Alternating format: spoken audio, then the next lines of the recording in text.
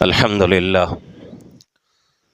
لله نحمده ونستعينه ونستغفره ونؤمن به ونتوكل عليه ونعوذ بالله من شرور أنفسنا ومن سيئات أعمالنا من يهده الله فلا مضل له ومن يضلله فلا هادي له ونشهد أن لا إله إلا الله وحده لا شريك له ونشهد أن سيدنا وسندنا وحبيبنا ونبينا ومولانا محمدا عبده ورسوله وصلى الله تعالى على خير خلقه محمد وعلى آله وأصحابه أجمعين أما بعد فأعوذ بالله من الشيطان الرجيم بسم الله الرحمن الرحيم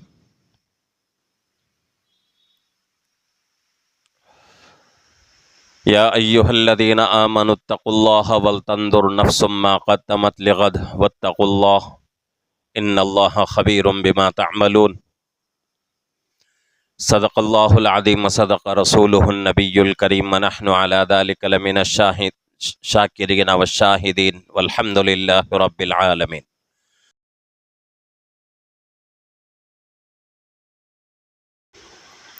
محترم معزز بزرگوں اور عزیز دوستو،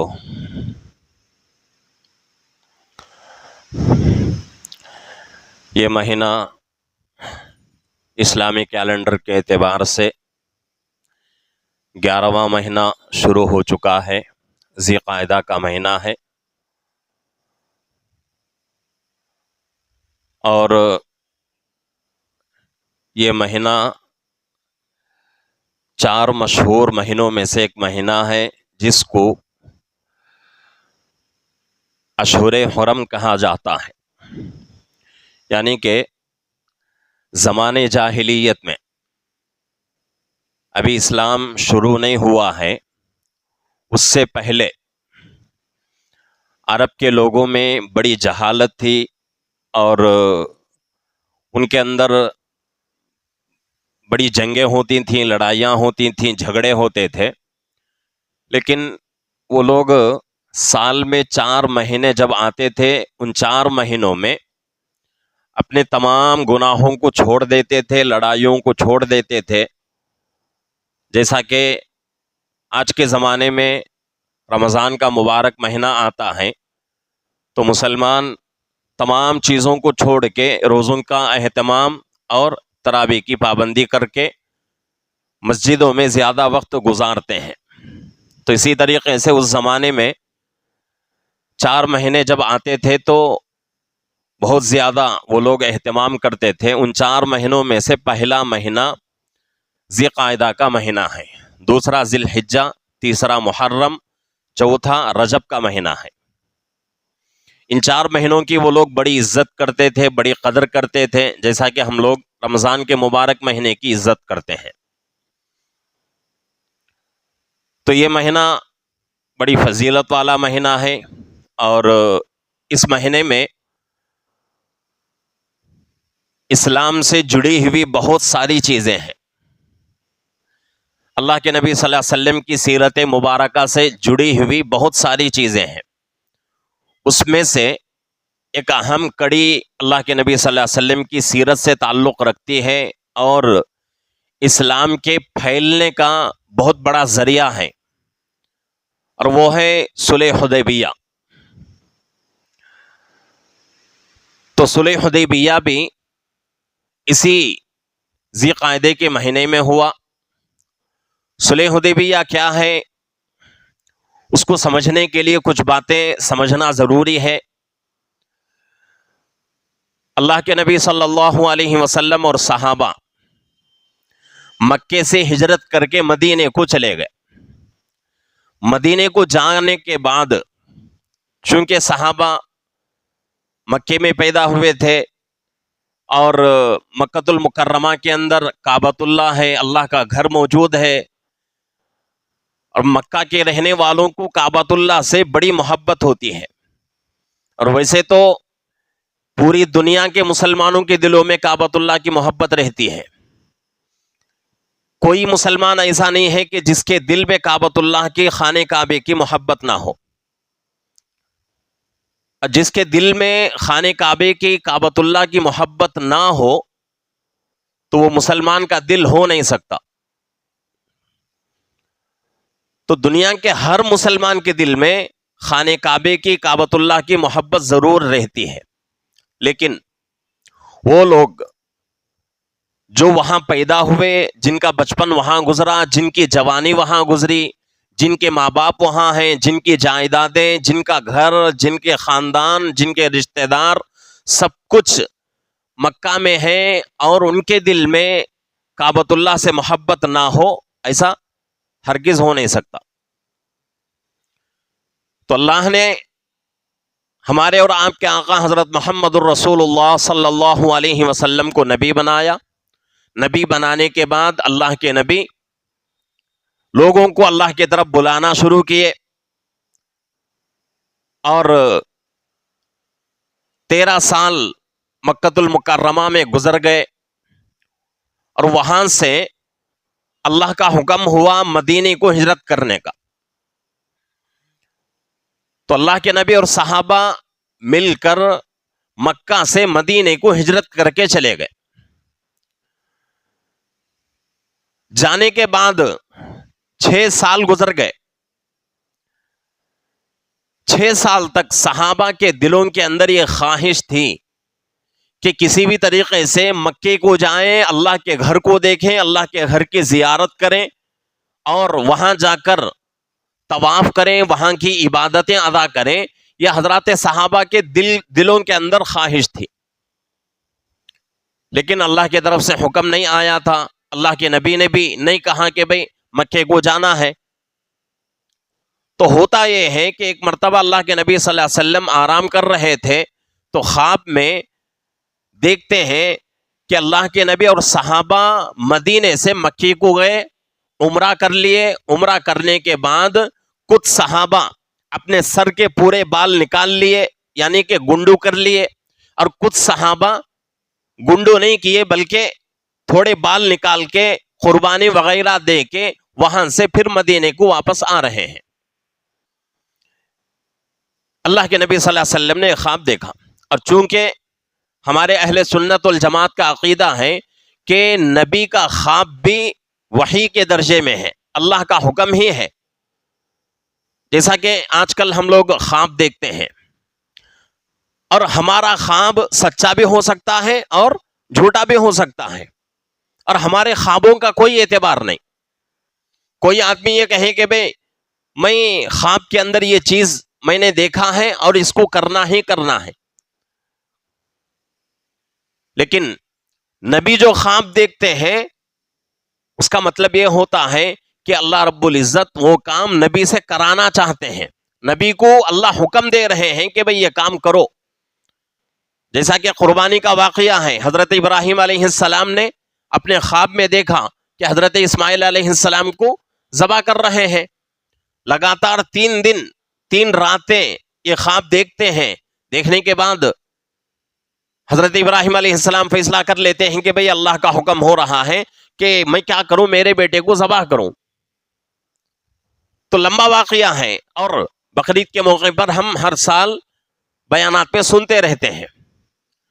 تو اسی طریقے سے اللہ کے نبی صلی اللہ علیہ وسلم خواب دیکھتے ہیں کہ خواب میں اللہ کے نبی اور صحابہ مکے کو جاتے ہیں، عمرہ کرتے ہیں، عمرہ کر کے واپس پھر مدینے کو آتے ہیں۔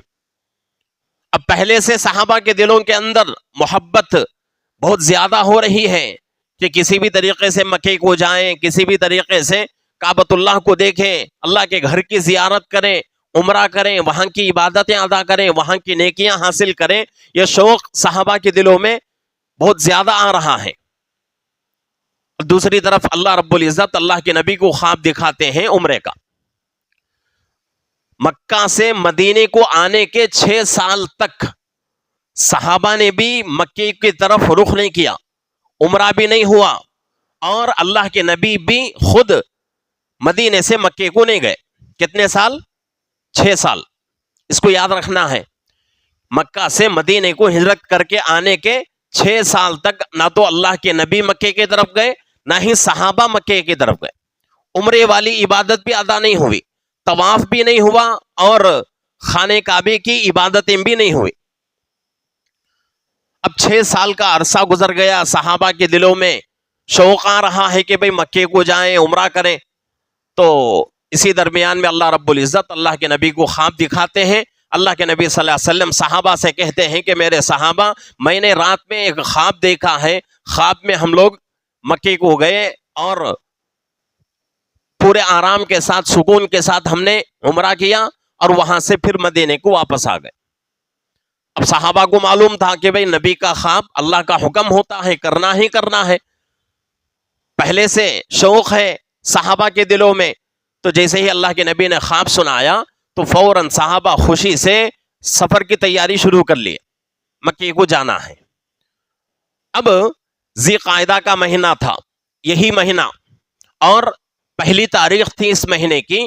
تو اللہ کے نبی صلی اللہ علیہ وسلم مدینے سے روانہ ہوتے ہیں. اپنے ساتھ 1400 صحابہ رضی اللہ عنہم اجمعین کا ایک مجمع ہے. اور نیت کیا تھی صحابہ کی اور اللہ کے نبی کی؟ صرف اور صرف مکے کو کس لیے جانا ہے؟ عمرے کے لیے. اور اس زمانے میں سفر میں جو لوگ جاتے تھے، آج کے زمانے کے حساب سے وہ سفر نہیں ہوتا تھا.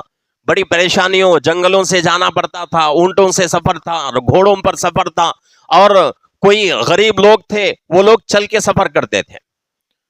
تو جیسے سفر شروع ہوتا تھا ان لوگوں کا اس زمانے میں، تو ہتھیار بھی وہ اپنے ساتھ لے کر جاتے تھے، اس لیے کہ درمیان میں کوئی لوٹنے والا آ گیا، کوئی چور آ گیا، کوئی حملہ کرنے والا جانور آ گیا تو اس سے اپنے آپ کو بچانا ہے. اور پورا جو ہے سفر کے لیے پورا جو سامان تھا، سامان پورا لے کر جاتے تھے.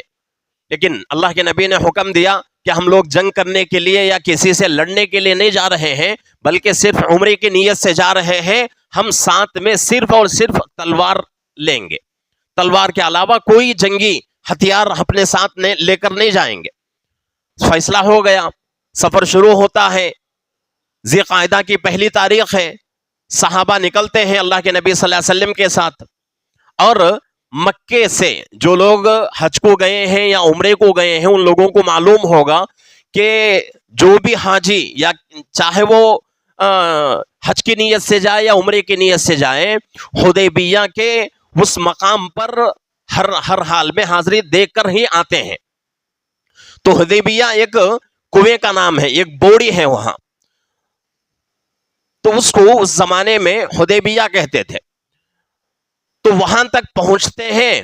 پہنچنے کے بعد مکہ کے مشرکین کو معلوم ہو جاتا ہے کہ بھئی محمد صلی اللہ علیہ وسلم اور اپنے صحابہ کو لے کر ایک بہت بڑا مجمع ہے، بہت بڑی جماعت ہے، وہ لوگ مکے کو آ رہے ہیں. اب چونکہ مکے سے ہجرت کر کے جانے کے 6 سال گزر چکے تھے، 6 سال تک مکہ کے لوگ کوشش کر رہے تھے کہ بھئی کسی بھی طریقے سے مسلمانوں کو ختم کر دیں، کسی بھی طریقے سے اسلام کو ختم کر دیں، لیکن ان کی کوشش ناکام ہوتی رہی، کامیابی نہیں ملی. تو اب مکہ کے لوگوں کو موقع ملا کہ بھئی یہ لوگ عمرے کے لیے آ رہے ہیں، ہر حال میں ان کو روکنا ہی روکنا ہے. تو ان لوگوں نے کیا کیا، کچھ لوگوں کو بھیجا اور کہا کہ بھئی آپ کو مکہ میں آنے کی اجازت نہیں ہے، آپ یہاں سے واپس چلے جاؤ. اللہ کے نبی صلی اللہ علیہ وسلم نے کہا کہ بھئی ہم جھگڑنے کے لیے یا جنگ کرنے کے لیے یا کوئی اور مقصد سے نہیں آئے ہیں، بلکہ اللہ کے گھر کی محبت میں آئے ہیں، عمرہ کرنا چاہتے ہیں، عمرہ کر کے ہم واپس چلے جائیں گے، کسی سے ملیں گے بھی نہیں. لیکن وہ لوگ اصل میں اسلام کو اور مسلمانوں کو ختم کرنے کا ان کے دل کے اندر وہ ایک تڑپ تھی، وہ نیت تھی. تو ان لوگوں نے اجازت نہیں دی، بلکہ بہت لمبا واقعہ ہوا. شروع میں اللہ کے نبی صلی اللہ علیہ وسلم، ایک صحابی حضرت ابو سنان رضی اللہ عنہ، یہ ایسے خوش نصیب صحابی ہیں کہ ایک مرتبہ کا واقعہ ہے کہ اللہ کے نبی صلی اللہ علیہ وسلم کے بدن مبارک سے خون نکلتا ہے.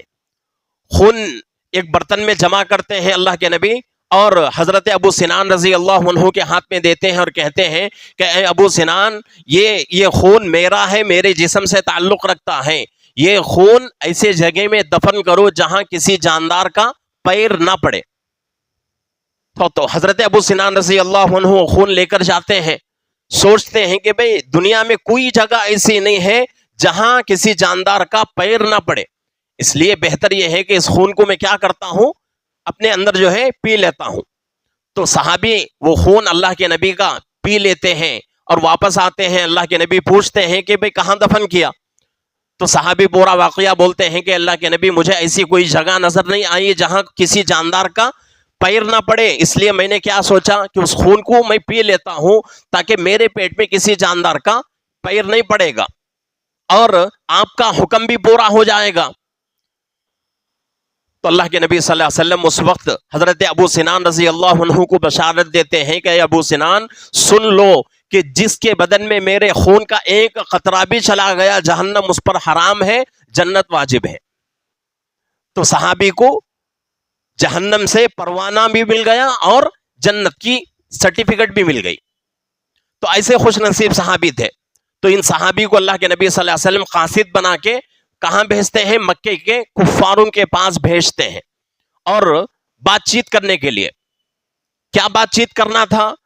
تو اللہ کے نبی ان سے کہتے ہیں کہ بھئی کفار سے کہو، جا کے سرداروں سے کہو کہ ہم لڑنے کے لیے نہیں آئے ہیں اور ہمارا ارادہ جنگ کا نہیں ہے، جھگڑے کا نہیں ہے، فتنے کا نہیں ہے، بلکہ ہم صرف اور صرف عمرے کے لیے آئے ہیں، عمرہ کر کے ہم واپس چلے جائیں گے. تو وہ لوگ نہیں مانے اور حضرت ابو سنان رضی اللہ عنہ جس اونٹ پہ سوار ہو کے مکے کو گئے تھے ان لوگوں نے اس اونٹ کو قتل کر دیا. اب یہاں جو ہے صحابہ کے اندر ایک قسم کی جو ہے ہلچل مچ گئی کہ بھئی یہ لوگ ہمارے قاصد کو قتل کر دیے، اونٹ کو بھی قتل کر دیے. دوسرے مرتبہ حضرت عمر رضی اللہ عنہ کو اللہ کے نبی صلی اللہ علیہ وسلم بلاتے ہیں اور کہتے ہیں کہ عمر اب تم کیا کرو، قاصد بن کے ہماری طرف سے مکہ جاؤ، مکے کے سرداروں کو سمجھاؤ اور ان سے کہو کہ ہمارا ارادہ لڑائی کا نہیں ہے، ہم عمرے کی نیت سے آئے ہیں، عمرہ کر کے واپس جائیں گے. یہاں ہم کو ایک نقطہ پہچاننے کی ضرورت ہے. حضرت عمر رضی اللہ عنہ جلالی صحابی ہیں.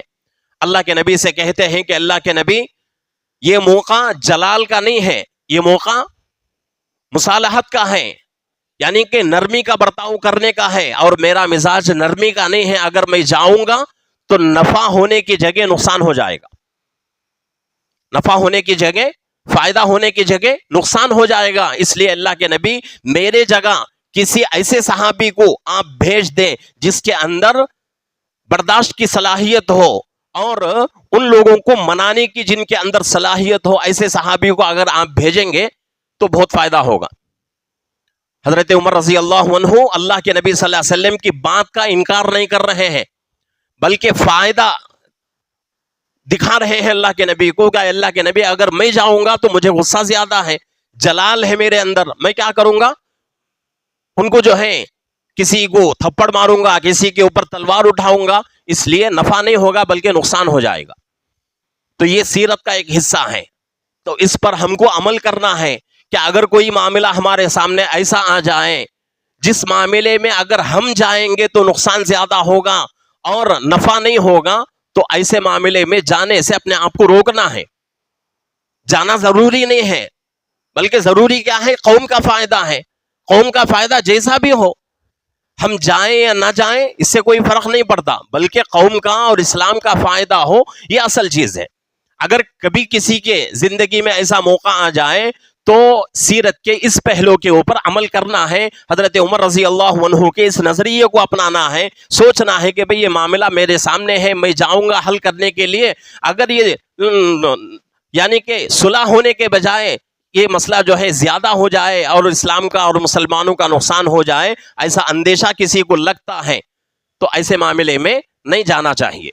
تو حضرت عمر رضی اللہ عنہ بول دیتے ہیں. تو اللہ کے نبی صلی اللہ علیہ وسلم حضرت عثمان غنی رضی اللہ عنہ کو بلاتے ہیں، بلا کر قاصد بنا کے بھیج دیتے ہیں.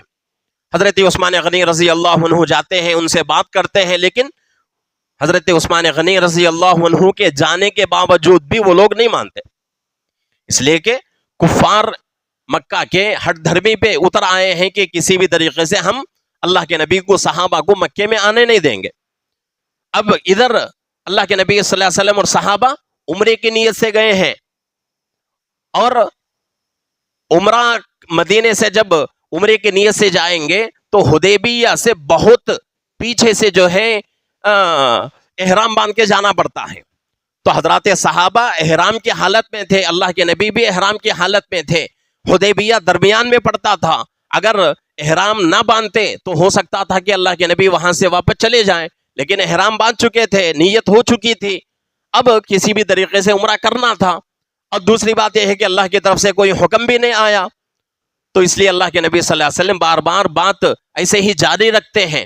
حضرت عثمان غنی رضی اللہ عنہ جاتے ہیں، وہاں جا کر بات چیت ہوتی ہے، لیکن وہ لوگ اجازت نہیں دیتے. لیکن حضرت عثمان غنی رضی اللہ عنہ کا جو خاندان ہے وہ بہت ہی بہترین خاندان تھا، بڑی عزت کرتے تھے لوگ حضرت عثمان غنی رضی اللہ عنہ کی. تو کفار کہتے ہیں کہ اے عثمان، تمہاری اور تمہارے بڑوں کی عزت ہماری نگاہ میں بہت ہے، اس لیے اس عزت کا خیال کرتے ہوئے ہم لوگ آپ کو عمرے کی اجازت دیتے ہیں، آپ اکیلے صرف عمرہ کر کے واپس چلے جائیں. اب دیکھیں، اگر کسی کو ہم میں سے ایسا موقع ملے تو کوئی مسلمان اس موقع کو ہاتھ سے نہیں جانے دے گا. لیکن حضرت عثمان غنی فرماتے ہیں کہ بھئی اللہ کے نبی صلی اللہ علیہ وسلم وہاں اور صحابہ کی ایک بڑی جماعت وہاں ہیں، وہ لوگ مکے میں آنے کی کوشش میں لگے ہوئے ہیں، اور میں مکہ میں آ کر ان کے بغیر عمرہ کر کے عبادتیں کر کے طواف وغیرہ کر کے واپس چلا جاؤں، ایسا نہیں ہو سکتا، مجھے یہ پسند نہیں ہے. میں آیا ہوں اللہ کے نبی کے ساتھ، صحابہ کے ساتھ، تو عمرہ کروں گا اللہ کے نبی اور صحابہ کے ساتھ. یہ حضرات صحابہ کے اندر جذبہ تھا، یہ حضرات صحابہ کے اندر وہ اتحاد تھا. آج ہمارے اندر وہ اتحاد نہیں ہونے کی وجہ سے ہم لوگ جو ہے چھوٹی چھوٹی باتوں پہ جھگڑتے ہیں، چھوٹی چھوٹی باتوں پہ ہم لڑتے رہتے ہیں، اور کسی بات کو سلجھانے کے لیے، کسی بات کو جو ہے کسی مسئلے کو حل کرنے کے لیے ہم بیٹھتے ہیں، تو ہماری حالت کیا ہے؟ وہ مسئلہ حل نہیں ہوتا بلکہ لمبا ہو جاتا ہے، بڑا ہو جاتا ہے. تو اس لیے ہم کو حضرات صحابہ کی سیرت کو اپنانا ہے، نقش قدم پر چلنا ہے. تو حضرت عثمان غنی رضی اللہ عنہ جاتے ہیں، جا کر ایک دن وہاں رک جاتے ہیں. تو اس کی وجہ سے حضرات صحابہ کو معلوم ہو جاتا ہے کہ بھئی یہ لوگ حضرت عثمان غنی رضی اللہ عنہ کو شہید کر دیے. اب حضرات صحابہ کے اندر ایک غصہ بھڑک جاتا ہے، اللہ کے نبی ناراض ہو جاتے ہیں، اور اللہ کے نبی فرماتے ہیں کہ عثمان سے تو میری دلی محبت تھی، لیکن ان لوگوں نے عثمان کو قتل کر دیا، اس لیے میں کیا کروں گا؟ عثمان کا بدلہ تمام مکے والوں سے لوں گا. اور حدیبیہ وہاں جو بوڑی ہے، وہاں ایک کیکر کا جھاڑ تھا، اس جھاڑ کے نیچے بیٹھ کر اللہ کے نبی صلی اللہ علیہ وسلم صحابہ سے بیعت لیتے ہیں، وعدہ لیتے ہیں کہ عثمان کے خون کا بدلہ ہم پورے مکے والوں سے لیں گے. لمبا واقعہ ہے، لیکن آخر کا جو اصل واقعہ ہے وہ ہم کو جو ہے سننے کی ضرورت ہے. کہ آخر میں اللہ کے نبی صلی اللہ علیہ وسلم کو پتا چل جاتا ہے کہ بھئی حضرت عثمان غنی رضی اللہ عنہ کو شہید نہیں کیا، بلکہ محبت میں حضرت عثمان غنی رضی اللہ عنہ کو ایک دن رکنا پڑا مکے میں. اس کے بعد معاملہ جو ہے دونوں طرف سے بات چیت ہوتی ہے، اور دونوں طرف سے صلح ہوتی ہے، اور صلح کے اندر 5 شرائط لکھے جاتے ہیں، اور وہ 5 شرائط مسلمانوں کے اور اسلام کے بالکل خلاف تھے. صحابہ کو غصہ آ رہا تھا. حضرت عمر رضی اللہ عنہ تلوار ہاتھ پہ پکڑ کے اللہ کے نبی کی خدمت میں آتے ہیں اور فرماتے ہیں کہ اللہ کے نبی، کیا ہم ذلیل لوگ ہیں؟ کیا ہماری کوئی عزت نہیں ہے؟ کیا ہم یعنی کہ ہمارا دین سچا نہیں ہے، ہم حق پر نہیں ہیں؟ اللہ کے نبی فرماتے ہیں کہ بھئی آپ جو بول رہے ہو سوچ سمجھ کے بولنا ہے کہ واقعتاً ہمارا مذہب، ہمارا اسلام سچا ہے، ہم عزت دار لوگ ہیں، اللہ نے ہمیں عزت عطا فرمائی ہے، لیکن اس وقت یہی مناسب ہے ہم کو کیا کرنا ہے؟ صلح کرنا ہے، اور وہ بھی دب کے صلح کرنا ہے. اس کے یہ صلح ہو جاتی ہے. صلح ہونے کے بعد 2 سال گزرتے ہیں. 2 سال گزرنے کے بعد سن 8 ہجری کا موقع آتا ہے، مکہ فتح ہوتا ہے. صلح حدیبیہ میں کتنے صحابہ تھے؟ 1400 صحابہ. کتنے صحابہ؟ 1400 صحابہ. لیکن 2 سال کے بعد مکہ جب فتح ہوا، اس وقت اللہ کے نبی صلی اللہ علیہ وسلم کے ساتھ صحابہ کی تعداد کتنی تھی؟ ہزاروں میں تھی. صرف 2 سال کے اندر یہ فائدہ ہوا. کیوں فائدہ ہوا؟ صلح حدیبیہ ہونے تک اسلام کو پھیلنے کا موقع نہیں تھا، لیکن صلح حدیبیہ جب ہوئی، مکے والے یہاں آ سکتے تھے اور یہاں آ کر یہاں سے واپس جا سکتے تھے. مدینے والے اگر کوئی مکے میں آئے گا تو اس کو واپس نہیں کریں گے. تو دونوں طرف سے مسلمانوں کا اس پہ فائدہ تھا کہ کافر مدینے میں آتے، مدینے کی صحابہ کی زندگیوں کو دیکھتے، بڑے متاثر ہوتے، اور کوئی مدینے سے جاتا اس کو نہیں بھیجتے، اور وہاں وہ صحابی جو ہے مدینے کے اور اللہ کے نبی صلی اللہ علیہ وسلم کے صحبت پانے کی وجہ سے اپنے اخلاق کو درست کر کے وہاں اچھی زندگی گزارتے، وہاں بھی ان لوگوں کے اوپر اثر پڑتا تھا. تو صلح حدیبیہ آج بھی بہت سارے لوگ اپنی کتابوں میں لکھتے ہیں، لکھنے والے مسلمان نہیں بلکہ انگریز ہیں، غیر مسلم ہیں، وہ لوگ لکھتے ہیں کتابوں کے اندر اگر اسلام پھیلا ہے اتنی تیزی کے ساتھ اللہ کے نبی کے زمانے میں تو وہ صرف اور صرف صلح حدیبیہ کا واقعہ ہے کہ صلح حدیبیہ میں مسلمانوں نے دب کے صلح کی، لیکن اس کا جو بدلہ ملا، اس کا جو فائدہ ملا وہ مکہ فتح ہونے پر وہ جو ہے بدلہ ملا ان لوگوں کو۔ تو اس لیے آج بھی جو ہے ہم کو اسی سیرت کے اوپر عمل کرنا ہے۔ بہت سارے لوگ کیا یعنی کہ واٹس ایپ کے ذریعے سے اور سوشل میڈیا کے ذریعے سے بہت سارے ہمارے مسلمان بولے بھالے، ان کے اندر جو ہے سمجھنے کی صلاحیت نہیں ہے، وہ لوگ کیا کہتے ہیں کہ بھئی آج ہندو مسلمان بہت سارے لوگ کر رہے ہیں تو اس لیے مسلمانوں کو بھی کیا کرنا ہے، صرف مسلمانوں کے حد تک رہنا ہے، مسلمانوں سے ہی لین دین کرنا ہے، مسلمانوں سے ہی خرید و فروخت کرنا ہے۔ اس طریقے سے کچھ لوگ جو ہے آواز اٹھا رہے ہیں، یہ بالکل غلط ہے، بالکل غلط ہے۔ اگر اس طرح اگر ہم اپنی دکانوں کے ساتھ جو ہے خاص ہو گئے تو وہاں تک اپنے اخلاق کون پہنچائیں گے؟ یہ ہماری ذمہ داری ہے۔ تو صلح حدیبیہ کا واقعہ ہمارے لیے نمونہ ہے۔ تو اللہ کے نبی صلی اللہ علیہ وسلم صحابہ صلح حدیبیہ کے بعد مکے کے کافر لوگوں کے سامنے اپنی زندگیوں کو پیش کیا تو ان لوگوں کی زندگی میں تبدیلی آئی۔ تو اس سیرت کے اس پہلو کے اوپر ہم کو عمل کرنا ہے۔ اور دوسری بات یہ ہے کہ آج کل بہت ساری جو ہے باتیں ہو رہی ہیں تو اس میں محبت کے ساتھ رہنا ہمارے لیے بہت ضروری ہے، چاہے وہ آدمی پڑوسی مسلمان ہو یا غیر مسلم ہو، ہر ایک کے ساتھ محبت کے ساتھ رہنے کی ضرورت ہے۔ اگر محبت بانٹیں گے تو انشاءاللہ اسلام کو مسلمانوں کو عزت ملے گی۔ اگر ہم نفرتیں زیادہ بڑھائیں گے اور لڑائیاں کرتے رہیں گے، جھگڑے کرتے رہیں گے تو پھر جو ہے یہ جتنی محبت ہم کو آج نظر آ رہی ہے یہ محبت بھی ختم ہو جائے گی۔ تو اس لیے ہم کو جو ہے سیرت کے اوپر عمل کرنا ہے، اللہ کے نبی صلی اللہ علیہ وسلم اور صحابہ کی زندگیوں کو دیکھنا ہے۔ اللہ رب العزت سے دعا ہے کہ اللہ رب العزت ہم تمام کو اللہ کے نبی صلی اللہ علیہ وسلم اور صحابہ کی سیرت کو اپنانے کی، ان کے نقشہ قدم پر چلنے کی اللہ ہم سب کو توفیق عطا فرمائے۔ آمین وآخر دعوانا ان الحمدللہ رب العالمین۔ 5 منٹ کا وقت ہے، جو سنت نہیں پڑھے ہیں جلدی سے جلدی سنت پڑھ لیں۔